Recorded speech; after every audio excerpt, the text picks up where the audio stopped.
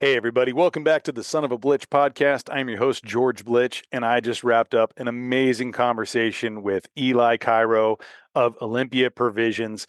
If you guys don't know about Olympia Provisions, you have to go to their website right now. Make some of the best charcuterie in the entire world. I'm serious. He sent me a sample pack, and every single thing that I tried was the best of that I've ever had. Best summer sausage, best frankfurter. I mean, the list goes on, and I think I had like 8 different things. It was phenomenal. Some of the best cured meat you will ever have, hands down. He even talked in the podcast. I think it was Oprah said that his chorizo was the best in the world, and there's high praise from people all around. There's tons of awards that he and his team have won. They have 5 different restaurants and a bar out there in the Portland area. And there is just so many wonderful things that you can try at each location, different kind of tastes and flavors. But I highly suggest you go check out the book that's above me. It's a cookbook, but it kind of tells about his story and how he got involved in his time in Switzerland and, being an apprentice and then staying there for about 5 years and then coming back and starting his journey of, what it was then to be Olympia Provisions and, kind of talk about him growing up with his family, big Greek family that, lived off the land for a lot of ways, and they ran a restaurant too. So just it's a wonderful history of who Eli is and what he's all about. We talked a little bit about his involvement in the turkey book above me here that Jesse Griffiths wrote, and Eli has a few different recipes in there too. So yeah, it was just a wonderful conversation. He's such a good gentleman, and I think you guys are really going to thoroughly enjoy this and our conversation. And make sure you go to the description below and follow those links, follow his journey, and make sure you put it in order. We're also going to be doing a giveaway with some books and some of his, products there too. So some of you guys can be able to taste those and be able to open up those pages and see some of the beautiful pictures and amazing recipes and give yourself a try at making some amazing charcuterie. So without further ado, here is the podcast with Eli Cairo. You guys enjoy. Take care.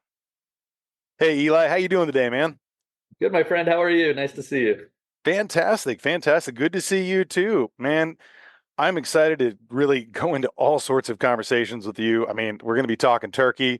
We're going to be talking about your restaurants, your book, your journey, your time in Switzerland, everything. But I think the best thing to do is usually kind of start at the beginning. Will you give listeners a little idea of where you grew up? Talk about your family restaurants, and maybe just kind of the beginning of your love of kind of being in there in the kitchen and perfecting all these amazing foods that you have now and that you have out with the Olympia Provisions. Oh yeah, for sure. Yeah, that's a good place to start for me. Well, I'm Eli Cairo. I'm the owner and operator of Olympia Provisions. I'm a sausage maker by trade, but a lot of people want to call me a chef sometimes, and I'm kind of, I make more sausage and cured meats than I do cook in restaurants. So I tend to be more of a sausage maker than that. But yeah, so I was lucky enough to grow up in Salt Lake City, kind of Sandy, the Murray area, if you're familiar with it. And my father, he moved from Greece, so he was first generation, or I'm first generation, and he's from an amazing area in Greece called the Peloponnese. It's most famous for olives. The Kalamata olives are there in Sparta. Real rural, real up in the mountains, and from a farming community. They did a lot of hunting and fishing, and they grew all their own food. And somebody told him at some point in his later teens, early 20s, that Salt Lake City was the exact area as the Peloponnese in Greece. And so my father decided that his end goal in life was to open up, raise a family in Salt Lake City, Utah. And he met my mother in Chicago and moved her to Salt Lake. And he did everything in his possible, in his abilities to make our little 2-acre house into a Greek operating farm.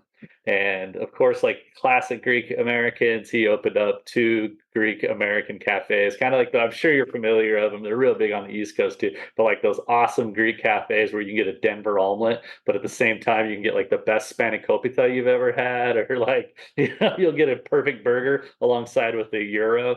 And it was just an awesome little restaurant, but I fell in love with it. My dad was one of those guys like. I think it's in that old world talent where if you could make it, you did. If it was a booze, we made it at home. We made our own wine. He was always distilling. We would cure all of our own garlic, and we'd raise animals every year for the winter and start, preserving them and do all of the things. And I fell in love with it. I couldn't leave my dad's side. If he was going to the restaurant, I wanted to be in there the restaurant with him. I didn't have much for schooling, if you know. It was too slow paced for me. So whatever my father was doing, if it was pulling weeds, shoveling snow, chopping wood, hunting, fishing, cooking, I was with him. And yeah, that kind of started it, how I got into it. Fast forward, and my father passed away when I was 14 years old, and my mother had really, it's kind of one of the most courageous and bravest things I've seen a mother do. She said pretty much, "Hey, you're really bad at school, but you really love nature and you really love this. You should take some time." And I took a year at around 17 years old. I dropped out of high school strictly to snowboard, and I got sponsored for snowboarding. Was able to snowboard for a lot. And then, long story short, I called my mom after getting scared and tired of snowboarding that I wanted to be a chef and be fancy. And I missed the whole life of just making food every day. Then yeah, called my mom, told her pretty quickly I want to move back to Europe to do this, and she said you should move to Europe. I'm gonna ship you to Greece, and you're gonna Hmm. go work in the village. And I was like, Mom, I love the village. It's really fun, but I love running water, and I want to be a fancy chef. I want to go to Paris. And she's like, I think you should go to Greece. It was probably one of the first real arguments we've ever had. And then she said, let me call around. And she got in contact with somebody in the Swiss Alps. I got a phone call. They were like, hey, we had an apprentice that got injured. If you could be here in 2 weeks, you could start your apprenticeship program. And I did it. I sold all my snowboarding gear. I sold my Subaru. I sold everything I possibly had, and went to the library. This is pre at least me having great access to the Right, internet, right. and utilized this old tool called the encyclopedia. And The you know what? it, yeah, totally. And it's like I had the name. It was Unterwasser in Wildhus St. Gallen, and I went and I found it, and it was like I just clearly remember being ski resort town near Zurich, Switzerland, famous for meat making and cheese making, and I was so sold. It's all it took. Well, I'll figure it out. And so yeah, I got on an airplane and landed there and went to the village. And I mean, it was right. I was just pinching myself, just having left snowboarding. It was winter when I got there, a lot of snow. Call from the village, and then somebody comes down and gets me. It doesn't speak very much English, and we take a car up halfway into the middle of the ski resort to this beautiful Swiss hotel that's just like right out of the books. And I walk in and figure out that I'm the right person. They said you could start tomorrow morning, and this is when it got really cool. Of course, I'm already pinching myself. I'm in the middle Right. of a ski resort, being like, "Whoa, these mountains are amazing." The next morning, I walk into work and I open up a walk-in. Like they're showing me around. I open up a walk-in and there's a full ibex hanging in the walk-in, horns on, everything, just been gutted. And I was like, wow, I've read a lot about these animals in my wildest dreams. I never thought I would touch one or be around one. And then they proceeded to tell me what I took from it is that, Bjerger Stump, the owner of the hotel, he's a Jägermeister, hunter master, and he does all of the wild game processing in our region. So if you shoot an animal up there, you come and check it out at our hotel, and we would process this animal, and we could some of the hunters would allow us to buy the meat off it, resell it in our fancy restaurant, which is pretty foreign in America, but Right. we would fully process it, making sausage, broth, everything. And pretty quickly, I knew I wasn't going anywhere. I was like, if I got a chance to eat and taste and cut up wild ibex, and yeah, we would do about on really during the fall and the big hunting times, we would do about 200 to 220 wild animals a month. So there was a lot of chamois and ibex and red deer and marmots and all that cool stuff. So yeah, that's where that went. And I started my apprenticeship. Supposed to be a 6 month long apprenticeship, and my neighbors were cheesemakers. I was able to snowboard out of my door. I was learning something unbelievable. I was trying to learn another language. I knew they weren't going to get rid of me. I begged and begged to stay. They said I was illegal. They said, if you don't tell, I won't tell. We worked another 2 years together. I begged to go to school, the whole time just doing everything I could in the valley. I loved it. I was fascinated by helping the cheesemakers next door, rotating hay, milking cows. And they had a kill plant in the village, and we would kill cows on a very ideal setting and process them and chill them and do the whole process. And I was learning how to bake, and and cook and do all the other stuff as well. I just kind of knew they were never getting rid of me. I asked if I could do a formal education or a true apprenticeship, and Annegrid said yes. Bjerger didn't say no. So, long story short, I snuck my way into school. And 5 years later, I was finished up with a culinary degree from the Swiss Alps and a minor, I guess you would call it, in butchery and charcuterie. Man, what a journey. I mean, Yeah, pretty that funny. I loved reading through your book, which is available on your website and comes with a nice little sampling of some of your meats there. And it was so neat to hear about your journey. And then also when you went back there again and kind of, captured all this and kind of revisited friends and all these places. And, so Mhm. you started out right there in the Swiss Alps at the Alpenrose Hotel. Yeah. And that's like Switzerland is like the region near kind of Austria and Liechtenstein. Liechtenstein, Yep. yep, it's right in the Never corner said it there. right. Germany, Austria, Liechtenstein. Yeah, right in that little tiny mountain village up there. I Really mean, beautiful part of the Alps. it was it just the pictures there and just it's so I mean it's dreamy, man. What an amazing spot. And you kind of talk about that area having so many different restaurants and Mhm. so many amazing beverages too. What in that area, can you kind of describe as far as what was that like with the different region around there and all the different restaurants? And is it more of a seasonal thing for when people are kind of traveling through? What was it like living there 365?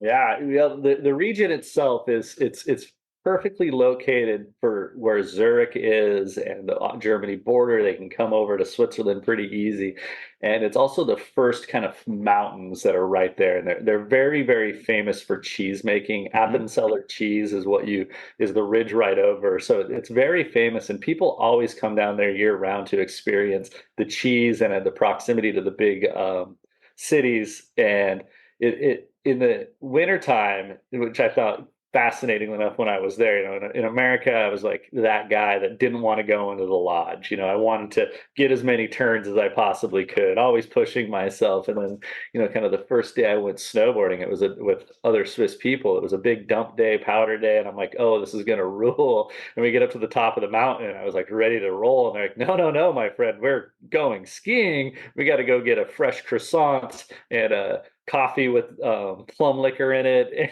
It's like 9 in the morning and nobody's really rushing out. And then like we took 2 runs and then we went up to another restaurant that served wild game and had hash browns and wild game. And it kind of changed the mentality from, yeah, yeah, we're skiing, we're having a great time, but this food and beverage part of this is also unbelievable. And then that's kind of the winner.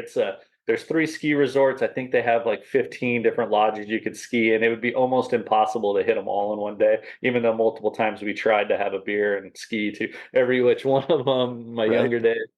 But in the summertime, I think is when it really, really shines. Is there's so much hiking and climbing to all these cool little pockets in this region, and they all are very famous for certain specialties out there. So everybody knows, like you'll go into this region and imagine banging out like a pretty rigorous, steep 8 or 9 mile hike, but at the end of your hike, you're going to get maybe a pfeffer, which is sour broth made with wild meat thickened with blood over hash browns and like the coldest beer in a pint, or maybe they ferment their own salamis there, but you're definitely going to have some epic cheese and butter and fresh baked bread. So it was really great. And all the restaurants, they're kind of famous. I hit this. There's one, it's called Forella, and it's a little bit of a poke to get in there, but honestly you'll sit down at this terrace and look at these huge mountains. I think it's like a 5 mile walk in, so not crazy, but you'll order 2 trout and they'll be like, all right, let's go catch the trout. And they have, I'm sure they're stocker trouts, don't get me wrong, but nonetheless, they're catching trout for you and you're sitting there eating charcuterie, drinking Riesling, and they bring over a true Troton Bleu, which is a trout so fresh that they blanch it in a court bouillon and the skin turns bright blue. And, they melt butter over the top of it. And there's part of it, you're like, man, how do I top this? The setting and fresh caught poached trout, and it's a really really great place. Yeah, and Wow, in the man. season, it was kind of my dreamiest time. I was obsessed with climbing. Bjerger and his friends were hunting enough, and I snowboarded, but I was just like living in the middle of the mountains. And I do think it's a big reason why I stuck with it was if I was in a city at that age in my time, I would have probably been really distracted and girls and partying and all that stuff. But here I was there to work. And in Switzerland, it's you're if you're doing a culinary apprentice, you start in the morning, usually around 7 o'clock. You work around 12 in the afternoonish or after the lunch rush, 1 o'clock. You have 3 hours of Simmerstund, and then you come back for dinner service, usually 6 days a week. So you're really focused, but you get those 3 magical hours in the day where you can get on your mountain bike or get to a climbing crag or go snowboarding or run to a top of a mountain. You can kind of reboot. Yeah, that was an amazing time, and learning the language and getting to see the culture and the traditions and how they migrated their cows up to the Alps. It was real fun. I feel like I'm doing a lot of talking. Is this okay for you? This is absolutely okay. No, I mean, Great, I great. want to know all I can. And when you mentioned also too, like with the ibex and working with the Jägermeister there, were you doing any hunting? What kind of environment was that like for you? Because I know that you've, obviously still hunt these days, and, we'll jump into that too. But I was curious, being in such a magical new place, is that something you had access to? I know you done some fishing and stuff too, you mentioned, but yeah, let's Yeah. talk about that for a sec. Yeah, the only time I was able to go hunting is with Bjerger. Hmm. So that after a year or two, and I really learned the language, and he caught ground that I spent a lot of time in the mountains, and my father was a hunter, and all the things, and I was a hard worker. He invited me a few times to go hunting, and it was, I mean, everything to me. It's just been so long, but getting to the top of these beautiful peaks before sunup and starting to glass these beautiful things, and they're very specific with which animals can be taken down to the exact. It almost seems unreal, but we would pass on 30 to 40 chamois in a day, and I just like, please, I really want to do this in my lifetime. Bjerker, like pull that trigger. And we'd go up and look with the other Jaegers and go count ibex, and they knew that I climbed. And so if I saw a cool ibex that was missing an antler or a horn, excuse me, and we'd be like, hey, there's an ibex over on this wall over here that's in there. It looks like it's kind of in its and so I communicated to Bjerger, and Bjerger would tell his other hunter friends where it was. And just being up there so much, I got obsessed with watching these beautiful animals move around. It's an interesting thing. So there's a part in my book, I'm not sure if you read that part, about how Bjerger received one elk in his life. And so he got to that level where they're like, Bjerger, you're the Jägermeister of this valley. Here's your elk. Follow it. Like, this is yours. And he got it at a spike, and he followed it for 12 or 13 years. I'm not sure, but he got every match set off of this elk that was in his valley. And towards the edge of his life, he got kicked out of its herd and pushed over to the Austrian side. And then the Jaeger from there was like, hey, Bjerger, I think your bull elk is in my field over here in our valley. Come over and shoot it. And it's like a beautiful story. He's followed him for 12, 13 years and shot this one bull that he'll ever shoot in his valley. And then of course has the mount. And how rare have you ever seen 12 match sets, let alone Yeah.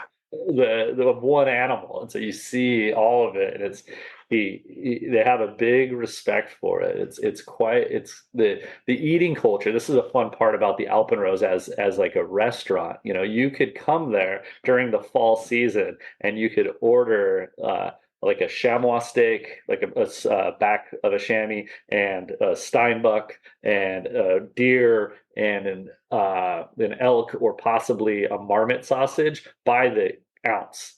And so you could be like, oh my gosh, I'd like to have 4 of these different types of animals that I'll probably never going to have. And I'll take the perfectly foraged morel mussels cooked, or morels in demi-glace with whipped cream and hash browns. And that's your meal. It comes out on a copper plate, and it's like 3 or 4 wild steaks sizzling in a pan while you're, you know, having endless demi-glace of morels. It's quite amazing. Yeah. I Really think it's a delicious. it's a good thing we did this after lunch, because I don't know if I would have been able to even make it through this part of the podcast. Oh my goodness. I mean, and you have these amazing pictures, and you talk about this respect. And I mean, just the people in Switzerland there, and like, they are hard working people. There is a meticulous nature to this. So whenever, people are having their own specialty on what they're making, what they're curing, whatever it is, if it's meats, it's cheese, you Mhm. kind of give a nod and respect to that. And I think, you talk about kind of bringing in that kind of mentality when you came back here, and just kind of shifting into, your move back home. One, What was it that made you decide, okay, my time here is up and I'm ready to go and take on this new journey? And what was that timeline between then until you started with OP and wanting to kind of take that to that next level? Yeah, it's a good question. Yeah, I say this often, and it's kind of it was a piece of just pure naivety that is so beautiful. Is when after 6 months or so working with my neighbor that made cheese, and I saw him transition to his cows out on grass, and was caring about how the cheese that it dawned on me that there's a certain group of people that can make a livelihood out of making a product, and I don't know how that never dawned on me in my lifetime. I just kind of especially being around food and what my Yeah. father did and everything, you would have thought that at some point in my life I would have been like, hey, I should make meat for a living. I just thought I was going to be a chef. Wasn't necessarily like a product obsession. But then as I got to know them more and they would just see how obsessed they were about their products and how much the town respected them and how the actual government protected some of these people's practices. And I started toying with my head as I love being a chef. I love cooking. I love making people happy through food. But Hmm. man, that's got to be an amazing reward to be able to work your whole life at a product to get better at and know it's not going to be mastered. And I meet sausage makers and salami producers that had this deep down passion for it. And I was lucky enough to meet a gentleman that killed beef in Graubünden, and I was pretty sure that's where I was going to retire up in this real steep mountain valley, just air curing beef seasonally, so killing cows in the fall and drying them throughout the outside in the winter and bringing them into the house and finishing them and selling them in high-end stores. I was like, that seems like a good life for me. I'm going to do this. Guaranteed 6 months or 6 weeks vacation and all the Swiss benefits, no Right. crime, access to all the beautiful European areas. I was like, this is pretty good. And at this time, my sister had moved from Salt Lake City to Portland, Oregon, and of course we started missing family. I'm Greek, and it's a, we're tight. It started seeping into me. She's like, Portland's a really beautiful place. All the people up here really talk about food. We get salmon runs. I know you haven't had salmon. There's Dungeness crab everywhere. There's a region all they talk about is wine and beer and coffee and chocolate makers and all these things. And I pretty much eye rolled, being like, "Come on, I'm in the Swiss Alps. Like this is as good as it's gonna get." And I came, and she took me right to the Portland Farmers Market downtown. And man, I'm unapologetically American. All of a sudden, you realize that when you come back, you Yep. spend 5 years away and you step off it, and everybody's a little bit more open and they're so excited, and you're like, "Oh, this is me. I can have a bonfire on the coast and not pull a permit, or I can the freedoms that come along with it." It felt really, really great. And she took me to this farmers market, and I'm walking around and I'm seeing all of these unbelievable vendors, like organic moshes and these great farmers, and Native Americans were smoking meat, and they had all the salmon run from the Columbia River. And there was this blue cheese maker. He's very famous now. It's Rogue River Blue. He's a blue Hmm. cheese maker in Southern Oregon. And he had a line, I kid you not, it was like 70 people. And I was like, "What is this?" And Michelle's like, "It's a blue cheese. It's unbelievable. Do you want to wait?" And we waited in line, and I got this cheese, and it was just mind blowing. It was real molded cheese, crazy, all of the things. I'm like, "Wow, this many people want this blue cheese here. Let's get salami." Michelle, I've been working in these salami plants and covering them with mold and wild animals, and I had all these grand ideas. I'm going to cure elk and do all this stuff. And she thought I was a crazy person. But we went to a specialty store. I tried salami, and instantly it was like a very harsh awakening. The first thing I saw is I believe really in crazy wild active molds. You may have seen this on my salamis. They have Oh, yeah. crazy colors, and they're more different. And I see these salamis behind the case, and they're these bright white, all uniform, all what it is. And I was like, "What in the world is that?" And tried them, and I was like, "This isn't mold. It looks like rice flour or milk flour." And I tasted the meat, and I was like, "Man, this tastes like depression and just horrible Tastes like experiences." depression. It's like not good.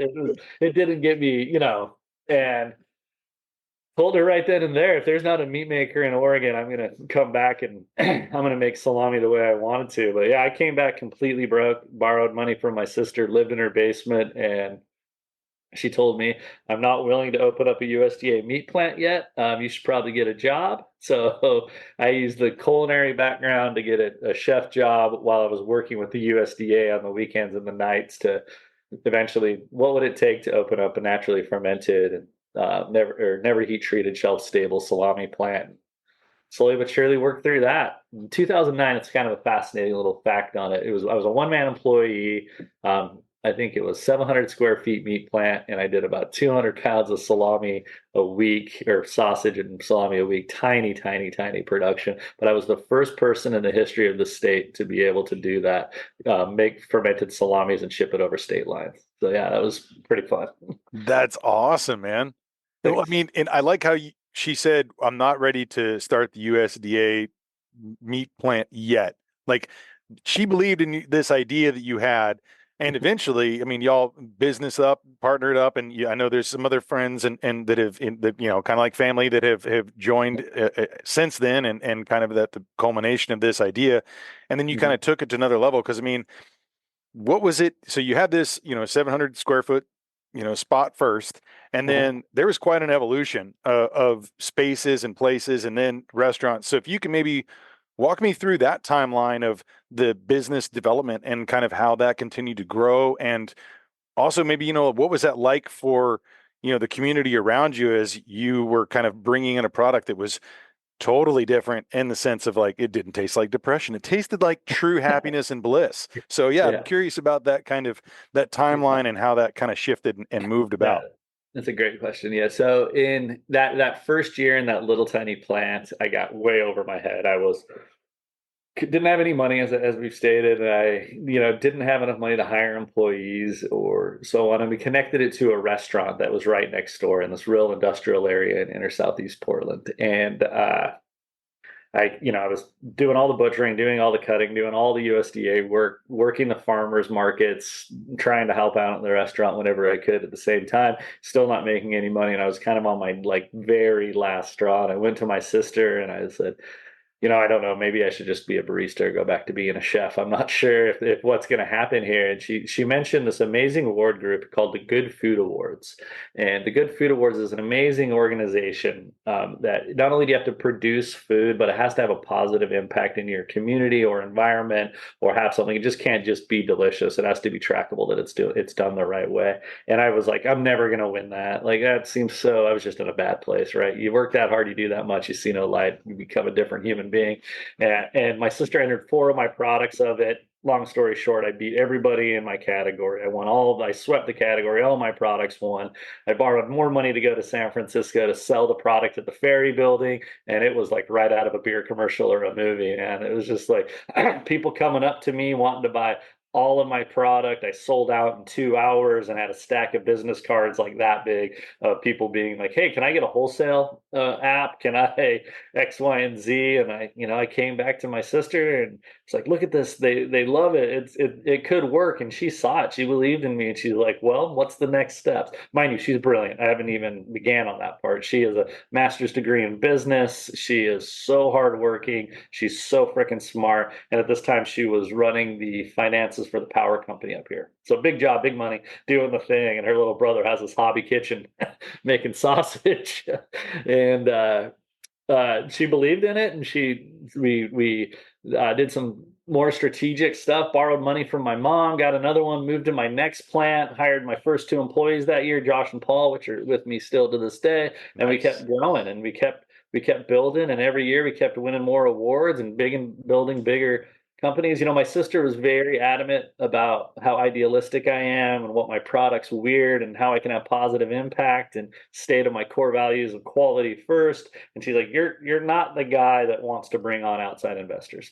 She clearly said that. She's like, you should really, really focus on profitability and being smart with the money that you get, and we should invest it back in. As soon as I moved to that new plant, I was getting crazy press. I couldn't believe where it was coming from. Like Oprah Winfrey said, I made the best chorizo in the world, which is like pretty good, right? Like that helps. Yeah, that yeah. and so of course, my website crashes. I was on CNN. I've been on, I think my restaurant won Best Dish in America at Southeast for a Riette hand pie. It was like I couldn't lose, and I also couldn't keep up with any of the business side.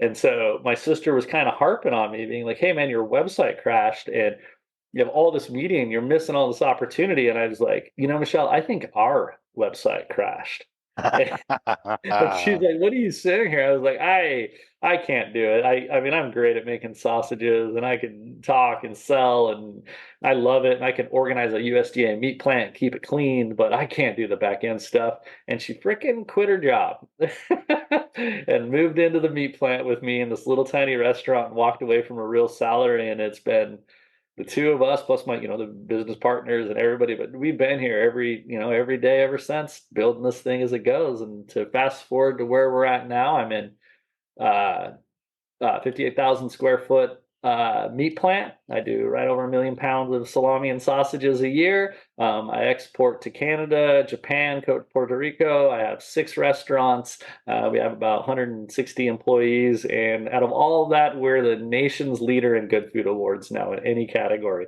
We've been able to do this scale and surround ourselves with the smart, hardworking people that have kept our quality and everything, that we keep winning awards. But yeah, that was the whole story right there. I hope it didn't bore you. Didn't bore me, man. I'm almost moved to tears, man. That's beautiful. I am Oh, thank you. so stoked for you, for your sister, for your business partners. I mean, that's a feel good story, man. Just to and I will say this, and we talked about this before we hit record. You sent me a care package, and every single thing that I tried was the best version of that I've ever had. I had a buddy the other day who goes, "Man, you know what I wish I had? I wish I had a real good hot dog." And I was like, "I know where to go. I know what you need to do. Frankfurter, order it right now." And I sent him the link, and he's just like, "Whoa." And I showed him the picture that's in the book. It's like a centerpiece where it has like all the different types of dogs that you have and like that you can make with it. It was the best hot dog I've ever eaten in my life. And Oh, thank you.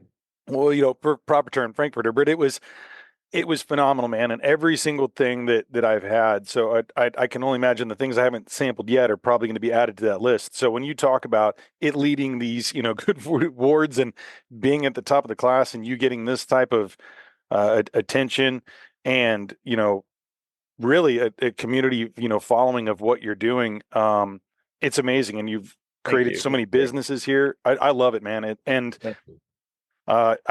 we can go on that, but you mentioned in there too your 6 restaurants, and I want to make sure that people in your region who want to come in and check this out in person. Yeah. Where are all these restaurants? What are Yeah. they? How do you identify each one? And is there kind of a difference in flavor and type of of each one, its own ambiance or its own style or specifications? And maybe kind of walk me through that real quick. For sure. Well, thank you for the compliments. It's not lost on me. I really, really appreciate it. And I get a lot of credit for a ton of the hard work that everybody that does around me. Like it took a ton of people to keep this quality and do this. And the people I surround myself are unbelievable, and I'm forever thankful, but thank you. Yeah. So all the Welcome. restaurants that we have here are in Portland, Oregon. And we've decided to kind of initially at one point, I think pre-pandemic, I had 7 different types of Olympia Provisions. So there was like Olympia Provisions X, Y, and Z, and they were kind of all over. And listening to the people, they found it pretty confusing because Hmm. they'd come from wherever it was and they wanted to go to the Olympia Provisions. So in the last 4 years now, we've really took it upon ourselves to change each one of the restaurants to have their own identity. So Right. there is one Olympia Provisions that is the original one, and it's 2 blocks down my uh, 2 blocks down from my meat plant right here, and it is amazing. It's open all day. You get tons of charcuterie, big epic wine list, and it kind of leans a little bit more on the French Mediterranean style of the cuisine. It's one of those ones. It's in the restaurant world. If you start hitting the year 15 and 16, I feel like that's when they hit their stride. Like they bang, if you stay on attention and it kind of bangs out all the rough spots, is when it gets better. But I think it's just one of those awesome places. I love it to death. Ate there last night. Was very happy. Nice. What'd you have? Sweetbreads with morels and peas were to die for. Like unbelievable. I know, it was so good. Yeah, I was so happy. The chef down there is an amazing human, Matthew. Big shout out. And then we have one on Division. That's Alpenrausch. That is more of a homage to the Swiss Alps, Hmm. which is like all alpine food. You can get the deer steaks with traditional sausage Jägerarten and hash browns and fondues and raclettes and sausages and beer, and has a huge alpine wine and spirits that are kind of hard to find in America.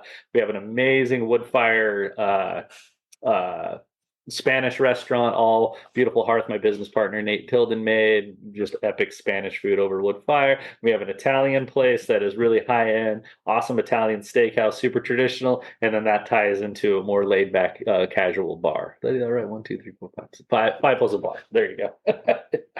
Wow, man. So what is you mentioned the number before, but I don't want to take an incorrect stab at it. How many total employees do you have in the meat plant and all the restaurants? It fluctuates. Yeah, right now I think as of today we're at 156, but as the summer comes on in Portland, and we still do tons of farmers markets, and we have a pretty good sized event arm.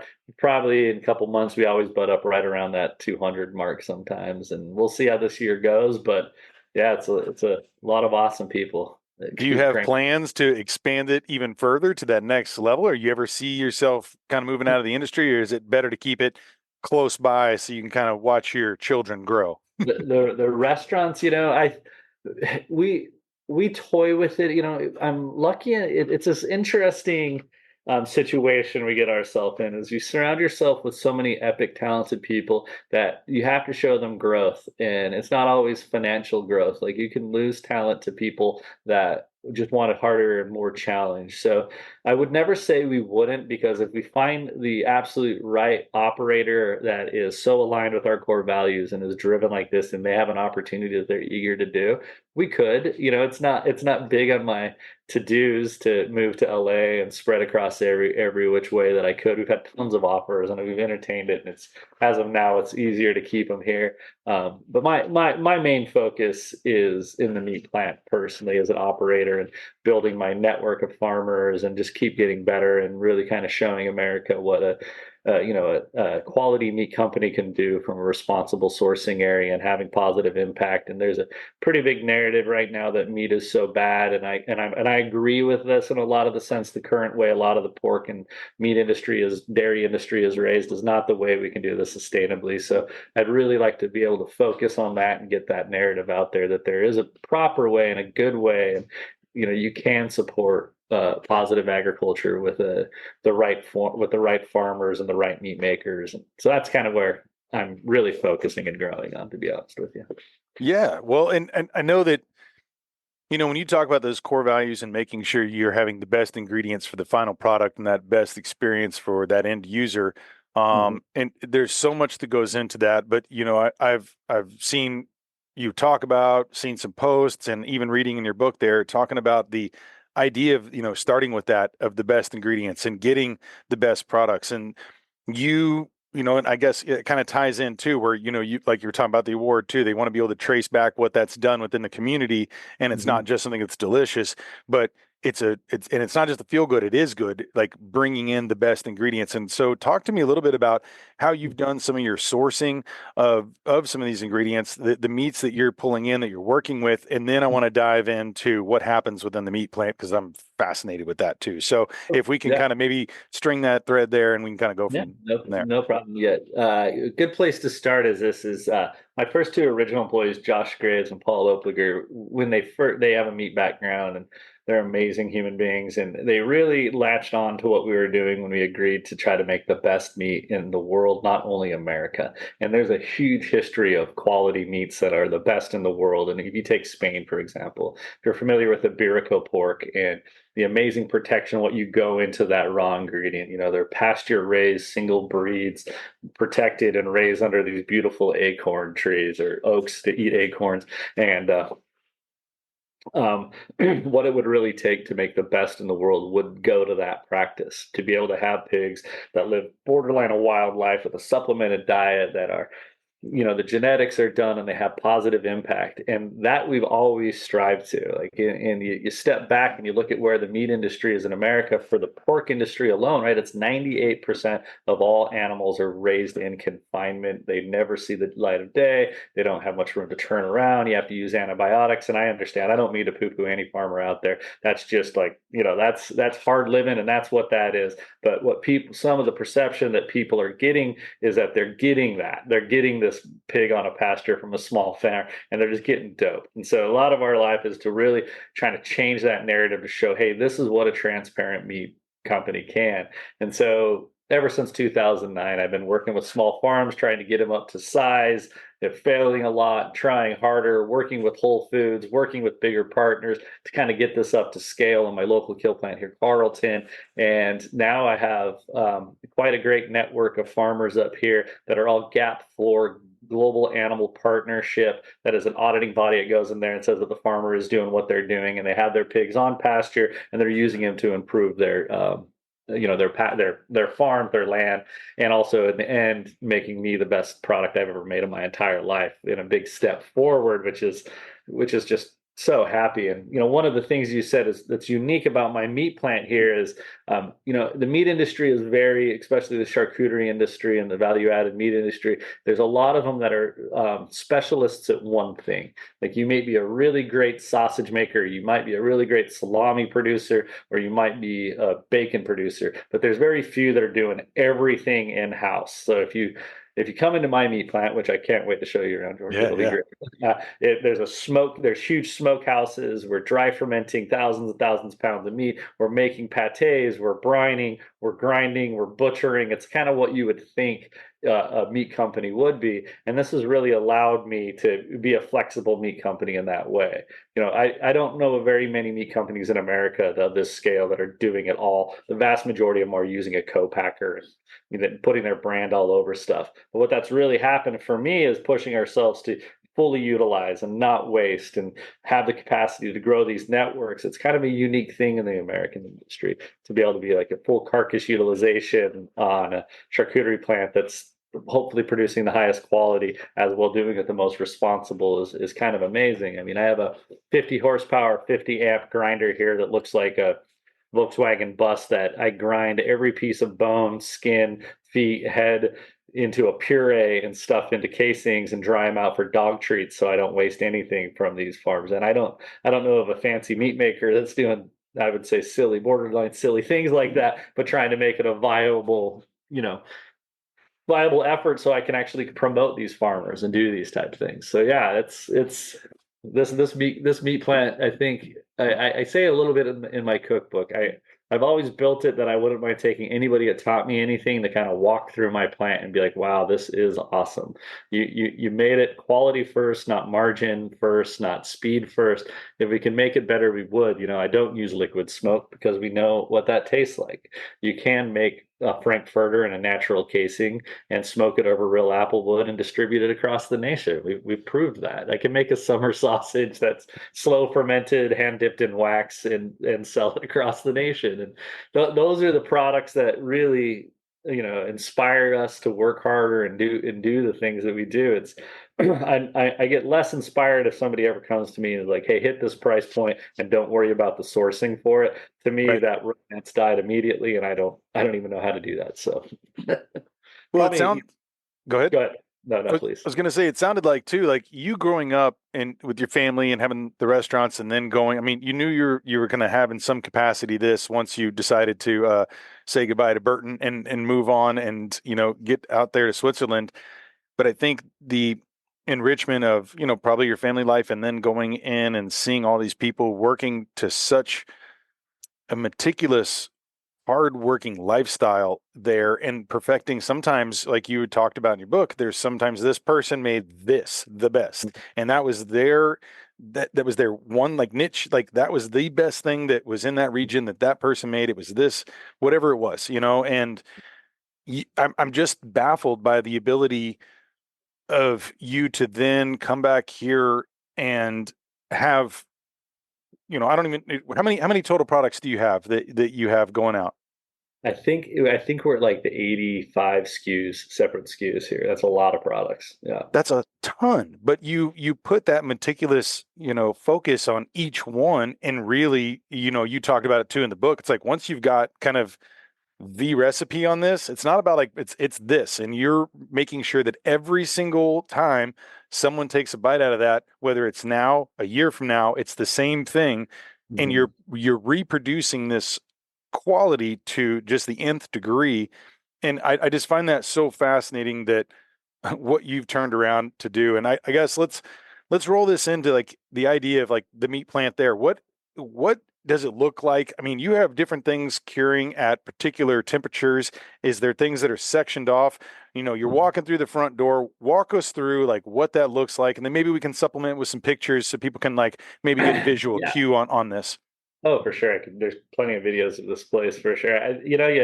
You walk into the front office, it's beautiful, and then you step into a staff kitchen where we feed everybody breakfast and lunch, and they get a beers after work, and they get meat to go home with the family, and then you kind of step into this plant, and it's like it's. I've always said when you think of a lot of meat plants, I mean, there's that famous quote, "You never want to see where politics or sausage are being made." I think Right. this plant is definitely the plant you want to see where the sausage is being made.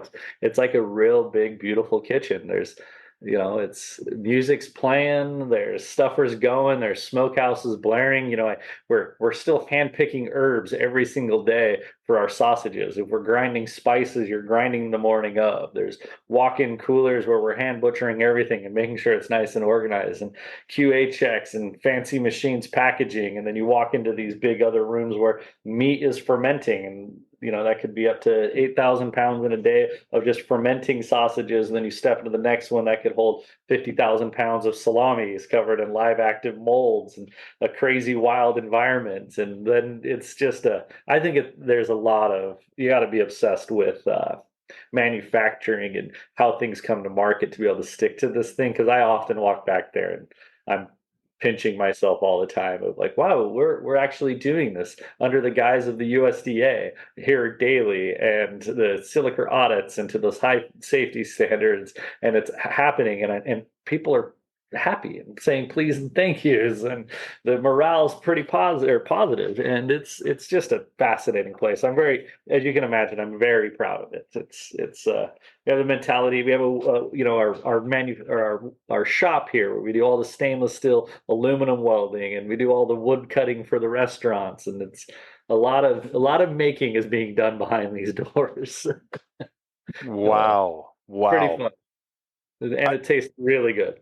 yes, the best ever. I'm telling you, man, I'm Thank just you. blown away. And we were at the ranch. We were on a hunt, and we took a break, and we're like, all right, we're going to try this. And then I just remember we just sat there and just silence. My buddy and I were just looking at each other. And we're like, this is like, it was the summer sausage. And then there was one that had cheese inside it. I forget which sausage it was, but it was like, Yeah. it was, again, it was just amazing. And I was just Thank blown away. And I realized right then and there too, I remember calling my wife and telling her like, hey, we are going to go make a trip to Portland. I want to see this all in person, try some of these things, as fresh as we can, right from the restaurants. And I'm just blown away, man. I'm so glad we got in touch with each other, because I mean, just to hear your story, and, for those who might not know, it's like Jesse Griffiths, we have a mutual friend. Um, he was one who's like, hey, you need to contact my buddy Eli. Y'all need to have a conversation. I want to hear it. And so I was like, great. And I'm coming into this blind. And then he kind of sent me a couple links. And then I was like, oh, okay. You have like the leading charcuterie, like, I mean, this business that I started reading reviews, and like you saying too, like Oprah and other people, like it was just left and right. People were saying the same things that I had felt. And just learning more about you and reading this book has just been fascinating. And I kind of wanted to turn it back to Jesse too, because I just had a podcast with him and then with Jody Horton talking about the turkey book. Mhm. And that was a journey of a bunch of hunts that happened last year. Hmm. and you were a part of this book and this process too, and you have some recipes there too, of Hmm. which I'm going to be cooking one because I just got a bird 2 days ago. So I'm going to Nice. try to do one. Congratulations. Thank you very Yeah. much. I'm going to do one of yours, one of Jean Paul's, one of Brad's, one, Yeah. and just kind of do one of each person was involved. But I wanted to Very kind of cool. maybe, have you talk a little bit about, that process and being part of that hunt and that book, and how contributed towards that, if you don't mind, real quick.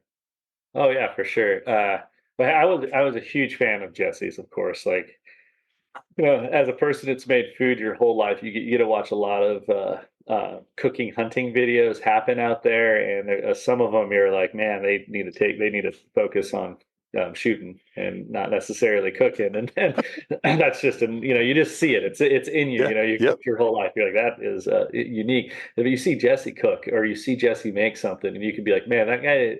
There is no faking it in that gentleman. That dude he was woken up since he's been a little kid and made very delicious things. And he eats, sleeps, and drinks it. And I felt personally like as soon as he came on to that television of cooking wild games the way he did, I was like, oh, it is elevating. This is Yeah. what we need to do. We need to find people like Jesse that can cook this unbelievable and take it to that next level. And so I was always a huge fan. And, we have a mutual friend, Kevin Hartlander, that reached out to me and said, "Hey, Jesse's doing a turkey book. I know you love turkey hunting. Would you be interested to talk to Jesse?" And I was full blown Jesse, plug your ears, like nervous, like I was like, "Oh yeah, like if I got to go hunting with Jesse and I got to cook for him or he got to cook for me, like that would be a super awesome experience because I love that." And yeah, he called and we talked about hit it off instantly. He started with a very simple question of what's your thoughts on cooking a whole turkey? And I responded back, I just don't think it's a great idea. And I'd say you're wasting a turkey. And we were like, off to the races. What's your favorite way? How do you do it? What do you utilize? What's your thing? How do and 2 hours went by in 2 seconds. I don't think we talked about necessarily hunting once, more so what we do with it. And, I love getting around that guy. I mean, I've been around so many amazing chefs and talented people, but there's a very few that I could say that are of Jesse's caliber for, of course, execution, but love of food. Like Hmm. he absolutely loves it. He loves every detail of it, and that shows through his food. And it's honestly like it re-inspires me often because I can get caught down in the drudgery of what's cool or what's next and new restaurants, and then you meet people that it's so deep in their soul cooking. You're like, that's why we do this, to make just people happy through our food. And boy, he is, if not the best, one of the best chefs I've ever have been lucky enough to eat with or cook with in my life. So yeah, then Jesse decided to come up in the Northwest to come turkey hunting, which was so awesome. And I think it was really funny because we had this amazing communication. Kevin, that lives out where we did it in Eastern Oregon, an unbelievable hunter, like so much better of a hunter than I will ever dream of being. Like, let's just say that right away. Guide and such an amazing human being. We had this conversation. Is it too early to do it in April? And he's like, nah, we got it. It's very rare. It snows up here in mid-April. It'll be beautiful. We'll be picking morels and t-shirt hunting, and we were super stoked. But he's like, there is a chance it might be snowing. And as the day kept coming, he's like, it's dumping out here, gents. Like it keeps getting more and more snow. There's a real fun text message going on of like, hey, Eli, do you have group text with Jesse and everybody? Uh-huh. Hey, do you have some snowshoes? You can bring Jesse some. And Jesse's like, snowshoes? What Like, what? the? What are we gonna go to a larder to get like bear fat to But yeah, so we got here, and the first morning it was really really cold and knee deep snow, and it was just everything I wanted to see as a Jesse. I kind of out of his element, but embracing it and having so much fun and figuring out how to navigate real loud snow and calling turkeys. It's awesome. So Yeah, y'all and ended up he y'all go had some ahead. good success there. Did everyone get a bird that No, turnaround? no, just Jesse. Yeah. Actually, to be honest with you, we had multiple opportunities, and things kind of went one way or the other. But Jesse had shot at two and got one, and yeah, it was. it was plenty of adventure for the amount of snow and navigating, and it was a public land hunt, which was kind of new to him as well. Yeah. Was sharing chunks of property with the masses and trudging through snow and cooking and doing all the great stuff. But he really loved it. Yeah, And there were now some fun times. you contributed some recipes to this book, right? How many total did you do? It's a great question. I think I did four total. Okay. Yeah, there was one. It was a cheater highlight one was because we had it's the offal with the marsala sauce and toast. He wanted me to do some kind of offal sauce or something along those lines, and I was very excited because I love this offal dish. Use the heart, the kidneys, or the livers and the gizzards and all of the stuff, and dice it up in marsala and tons of it. But we were in the midst of a big snowstorm, and we got back to the car and like, gosh, it's really hard to get after them when it's winding and snowing. And we didn't want to drive back to town. And we had the idea of starting a nice big fire. And we had whiskey for hot toddies after hunting. And so we had a fire and we're using thyme to make a hot toddy and honey. And we're making these warm whiskey drinks and had a big fire going, which is already cheating. You can't get better ambience and better food than being outside turkey hunting with your friends in a snowstorm, which is pouring enough for them, and having this warm fire. And then you make a big gravy of marsala and gizzards and livers and hearts and buttered toast, and you're sitting out there. And I mean, that's some of those things is not really the recipe as much as it is, hey man, like go ahead and replicate this anywhere. You're Yeah, gonna have right, the best right. recipe. Yeah, it was fun. I love that stuff. Those impromptu sitting around a fire while you're hunting, just cooking and enjoying a beverage is, God, it's the best. It really Oh, is. absolutely, man. The camaraderie and friendship, having something that you just, took care of the right way in the land and eating that. Along those lines, let's say like you got a turkey, if you were to be making one dish, it doesn't have to be one of those four that you contributed there. If you're going to be making one turkey dish to share with your friends and family, do you have one that is kind of like a go-to or like, hey, that's the first one I'm doing off of that bird? Yeah, I really love that avocado lemono dish that is in there, that recipe, that lemon chicken stew. I know it's very nostalgic for me because it's what my family fed me for any bird we shot. It doesn't matter what it was, and we would always make this. And there's a part of it's just like part of health. Like it feels very nurturing. It's undeniably delicious, and it's very unique to have that. And it's very lemony and dill, and it's an egg custard, and it's got feta and onions on top of it. But it feeds a lot of people with it. It's a real bright, nice way to get to share a lot more of the bird, and you get to use the carcass for broth, and it's a good way to utilize everything.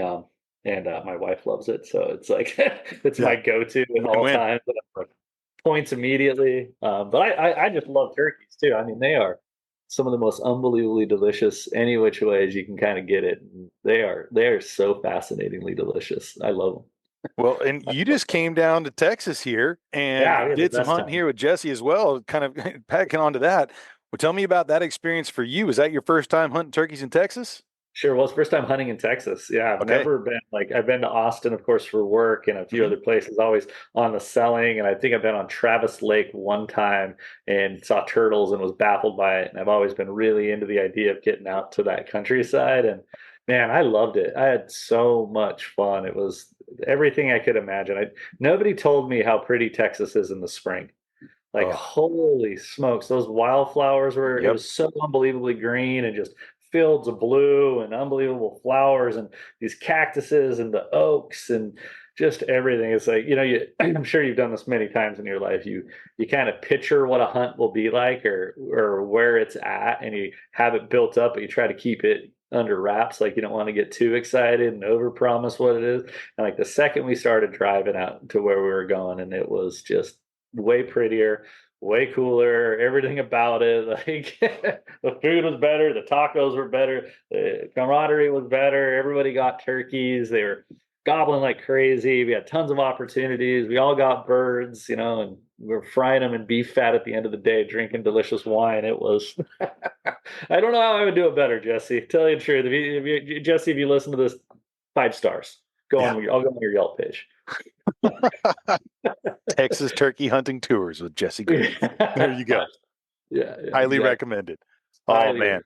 Well, it's Yeah. it's it's been fun to kind of see everyone right now because obviously we're right in the middle of kind of our turkey season and seeing all my friends, have some successes and kind of what they're doing. And I have one bird left over in the freezer, and then a new one that I just added to it. So I'm very Oh, excited to try that. So I think I'm going to try the dish you just mentioned there as well. love I'm going to go it. with Jesse's fried turkey because I had that one. He talks about that being his, birthday and death row meal, and so I cooked that with Mhm. one breast I had just to kind of give a quick sampling of it when as soon as I got the book. So I was like, okay, he says this is the go-to, and cook that, and I was like, oh my gosh, it's the best wild turkey dish I've ever had. And I've done a lot of kind of chicken fried stuff and things that weren't, I never really jumped to that next level of really trying these amazing dishes. And that book is by far kind of an all-star cast of ingredients and recipes. So I'm excited to kind of go through that and wanting to get more turkeys to try out all the different recipes Yeah. because every one I read is like, okay, now it's that one. No, okay, this one too. So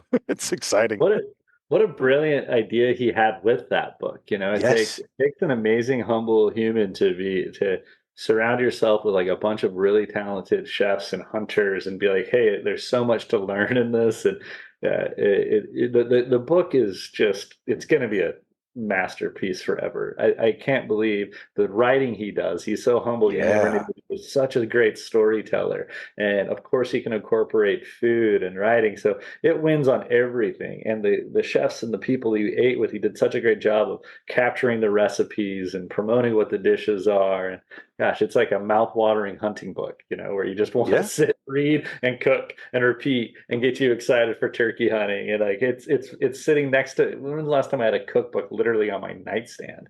Like Yeah. I want the stories, like they're usually in the kitchen or I'm at the study to learn. Like this thing is just a read the beautiful story that's getting me like I read the hunting books before hunt all the time because I get so excited about it. But this is one I before going turkey hunting in 5 days here. It's when ours starts.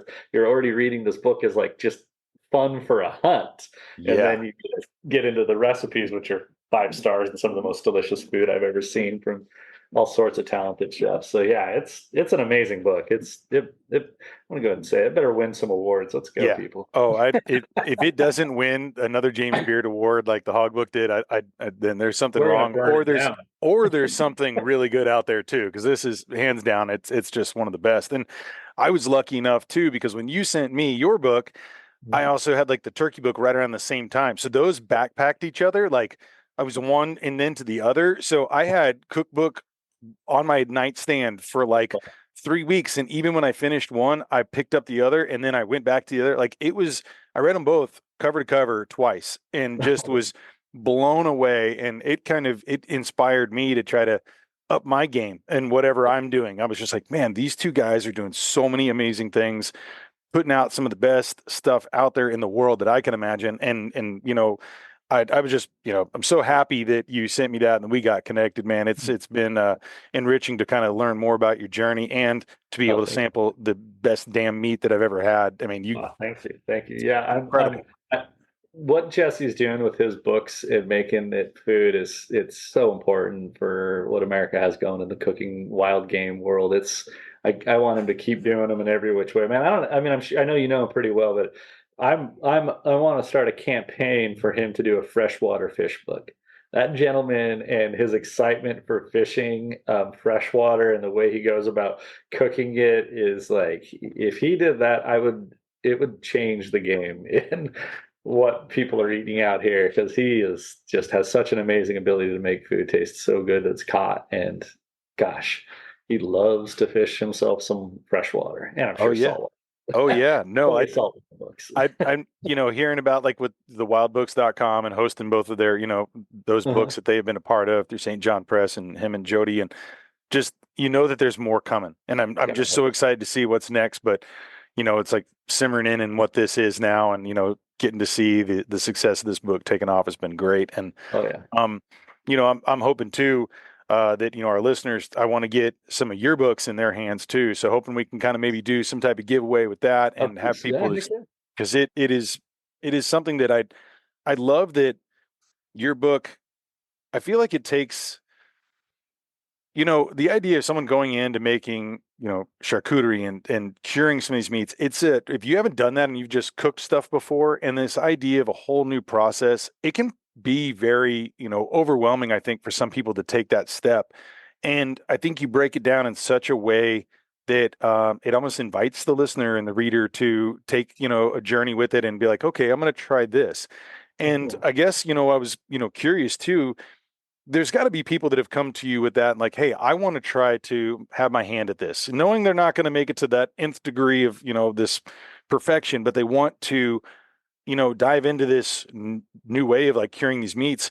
And I was kind of curious if there's certain things that you'd point them to, and I know you kind of mentioned in the book, but just for listeners, that you would say, hey, this is something that you guys should try, and maybe some of the kind of 101 stuff that maybe you want to give people as far as instructions on what it is that they need to know and think about along the way, and just maybe if you kind of speak to that for a little bit, if for the people who are ready to, they're on that edge and they want to take that next step in that journey.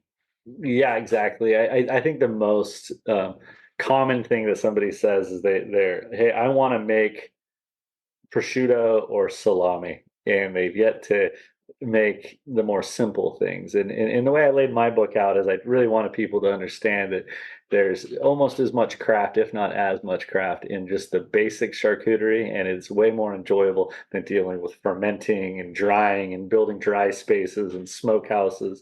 All that stuff's amazing, Yeah. but right out of the gate, there's so many easy ways. If you take all the romance out of a charcuterie maker, at the end of the day, you are a value added meat maker. You're just adding value to the meat and salt and preserving it. The most simple thing is a roast beef is still charcuterie. Roast beef, just salt and a roasted beef to your sandwich meat liking is charcuterie. So, I mean, I tell plenty of amazing deer hunters out there that a top round roasted or smoked to the right temperature makes a really good deli meat that you almost are never going to beat for the rest of your life. That's a nice place to start. And you know what you need is some salt and an oven.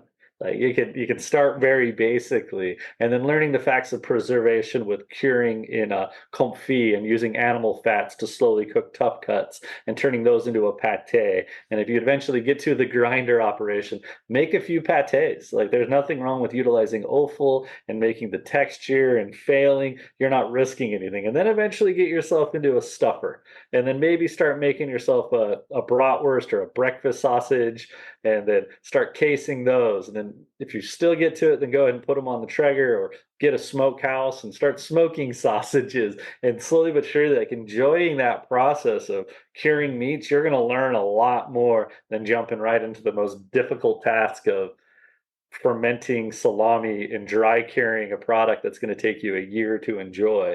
Where there's a way to learn in there. It's definitely the Karate Kid approach. Let's go wash some windows before we go. Doing all the good stuff, and there's so much enjoyment. It's so easy. I'd rather have somebody preserve duck legs than maybe they only use the breast off of a duck and they have an opportunity to make a pate that will blow people's mind, probably more so than the salami will that could potentially get them sick, or it could just have so many chances of going wrong. Just make a perfect confit, learn that art, start there and put it into your bag of tricks, then go on. That's kind of fun for sure. No, Yeah. it's well said, man. And I'm learning in the game.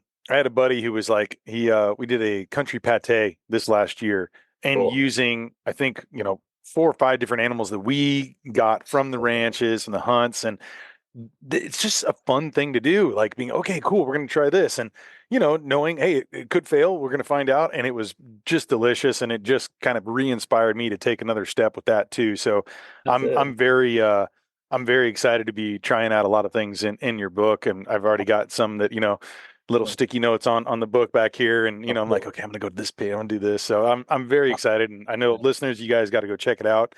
Um, I got a couple questions before we sign off. Of course. And one of the things I'm thinking about, and I've heard a lot about what you've talked about with family, um, and this connectivity to this ethos of what you're bringing to the table with Olympia Provisions, and you know from all your experiences there in Switzerland, and then now. being one of the top producers here in the world of what you got going. And I wanted to kind of get your idea of like legacy and your personal legacy that you hope to leave behind and your professional, like how do you want people to remember you? And this, I know we're still young men, but as far as like what you're doing now is going to have an imprint on the rest of your life and those around you too. And I was just kind of curious about, what is your thoughts on legacy in that personal and professional setting? Yeah, great question. Yeah, I think professionally, in my ideal state, I would love people to recognize that there's just a different approach to meat making in America. Being able to look that quality definitely ties directly to more sustainable farming practices. Like that would be quite remarkable to be able to say, hey, you're never going to get as great as you potentially could and feel the actual joy you get from food if you're not treating the animals and the farmers that work with you with respect. Like that would be the greatest thing. I'm not, my sister definitely has built this company that we don't necessarily want to sell it to the highest bidder. In my ideal state, I would love that the employees that surround me, we put enough core values around it and the parameters are there and the infrastructure is there that my employees can continue to be an employee run operation. That would be an ideal to change the narrative in America what a charcuterie company is and have it be employee run would be quite ideal. And personally, I ideally working in the meat industry and making my livelihood off of it, leaving it with a clear conscience and allowing me to, hunt chuckers with my dogs without any regret in it would be quite amazing. And getting, having knees and no heart attack and health while I do that would be an ideal situation. But being able to go and spend hunts with my family and do all the things that I get to do and not have any regret about how I got to that point in my life would be quite nice. Not stepping on harming on anybody and leaving pretty positive impact would be the best case scenario. Did that answer your question? I think so, man. And I already know you got a positive impact. I mean, it's true in your product and the people around you. When you bring in two people to start this and they're still there, that Yeah. says something, and you have people who believe in you and they're willing to take, a risk, with your sister, like leaving her company and coming back. There's people surround that idea. And then I think it kind of just snowballs in the positivity and in the idea of everyone's involved in wanting to make something better and be able to share it, which is, I think, what really comes down to a lot of people that, work within foods and in that industry too, of wanting to share something and have that experience. There's nothing like having a wonderful meal surrounded by your family and your friends and being able to, have that experience. Man, I remember that one night where I had that one meal that was one of the best nights of my life. I surround myself with a lot of experiences in my life that are around an open fire at the ranch, at a dinner table with my family, my wife making some of the best damn Italian food, like, and sauce and what it takes and the smells of, the kitchen for days. And, those things are always remembered and remarkable. And yeah, so I definitely feel like you answered that question well, because I know that you're making an impact and you will continue to. And you have the best damn product out there. Like I said, one of the things I tried was the best. I highly encourage people to go check it out and follow your journey. And with that, can you go ahead and give me some websites and Yeah, maybe even list off some of the restaurant names for those who may be kind of local there too, for and how sure. people can follow you? Yeah. The company is Olympia Provisions, Olympia Provisions on Instagram, olympiaprovisions.com to go shopping or just to see what we offer. The restaurant, Olympia Provisions, Alpenrausch, Grand Amari, Little Bitter Bar, and Bar Casa Valle, and of course, Olympia Provisions as the restaurant as well. And I'm on Instagram as Elias Cairo. Nice. Well, everyone, make sure you go and follow those places. Go to the website and place your order. And we'll talk a little bit more here after we sign off, as far as doing some kind of giveaway and making sure people can maybe get a little sampling in their hands, because I'm sure they're hungry and excited after listening to this. So, Awesome. Yeah, thank you. Yeah, well, thanks hey, everybody who listened. Thank you. Really thank you appreciate so much. I really appreciate you joining me here today. I'm going to get you down here to Texas again. Would love to show you around the ranch, and I definitely want to come visit out there. So, this is just beginning of a friendship that I'm so glad that, Jesse introduced this man. Yeah, me too. Thank you, Jesse. Thank you for taking the time. I really, really appreciate it. Yeah, I can't wait to get back down to Texas. I know I've never shot a whitetail. I know that's like crazy to some, but I've never even had the opportunity or a tag in my hand for a whitetail in my life. So I, Well, I can help fix that. We've got two ranches in my family. One's not far from the Austin area, awesome. and I'd love to have you out there and host you, man. God, that'd be amazing. I got to do it. All right, let's Fascinating. make it happen. Let's make Let's it do it. happen. I'm in. All Just right. trust me. I got sausage and will fly. I love it. I love it. Well, everyone, thank you so much for tuning in once again to the podcast. And like I said, go to the description below, check out those links, follow Eli and his company and all the wonderful things. And once again, thank you, sir. No, thank you so much. It was great. I appreciate it. You have All yourself a right. wonderful day. Cheers, man. You too. Cheers.